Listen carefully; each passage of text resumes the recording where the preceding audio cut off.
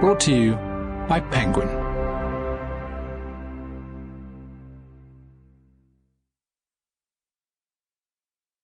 The 10% Entrepreneur.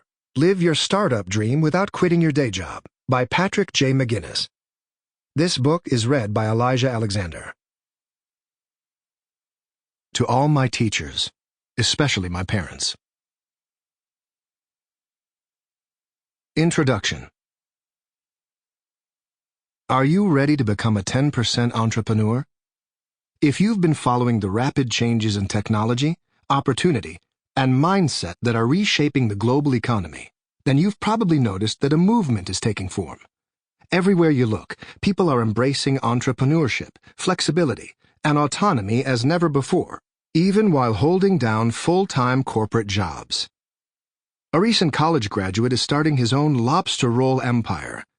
A designer is running a thriving children's clothing company, and a group of friends from Bible study are building a craft beer company, all on a part-time basis.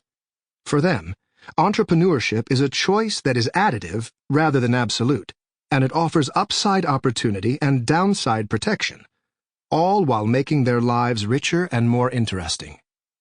Why shouldn't the same apply to you?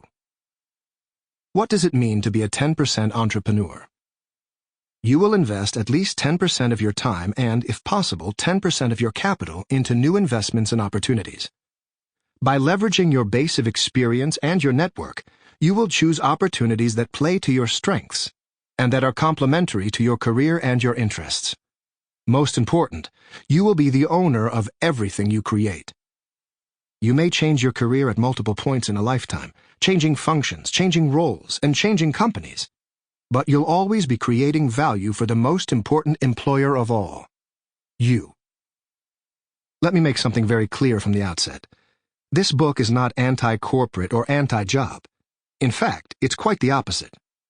Over the course of the next 10 chapters, you will learn how you can remain completely committed to your job while acquiring new skills that will make you even more effective at the office.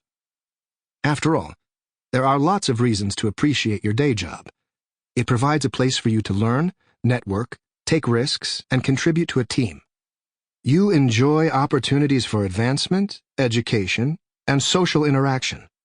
All those things are invaluable, without mentioning the blindingly obvious reason to appreciate your job. It pays you a steady salary plus benefits.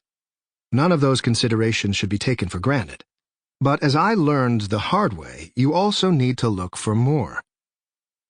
My journey toward becoming a 10% entrepreneur began when I was a vice president at an emerging markets investment fund. I invested in venture capital and private equity deals all over the world, which meant that I was constantly zigzagging around the globe and working with companies in places like Pakistan, Colombia, the United Arab Emirates, Poland, Turkey, China, and the Philippines. Other than the fact that I lived in a state of permanent jet lag, I loved my job. It was the perfect combination of travel, intellectual stimulation, and financial rewards. It was also the kind of life that allowed for more than a few James Bond moments. Maybe I took the subway to work in New York, but in Istanbul or Karachi or Bogota, I mixed with serious power players who sailed their yachts to dinner or circulated with armed guards and bulletproof SUVs. Perhaps it was all that jet lag, but the onset of the global financial meltdown in the autumn of 2008 caught me completely off guard. Even as I sat in my office on Park Avenue watching the crisis unfold on CNBC, I didn't quite get how all those changes might affect me. Until they did. Unfortunately, my investment fund just happened to sit within a division of AIG. Yes, that AIG. The one that in the wake of the financial crisis made a reliable target for late-night comedians, picketing protesters, and just about everyone else.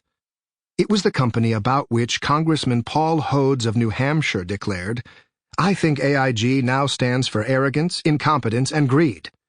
Ouch. That one still stings a little. Even though the writing was on the wall, I couldn't process what was happening.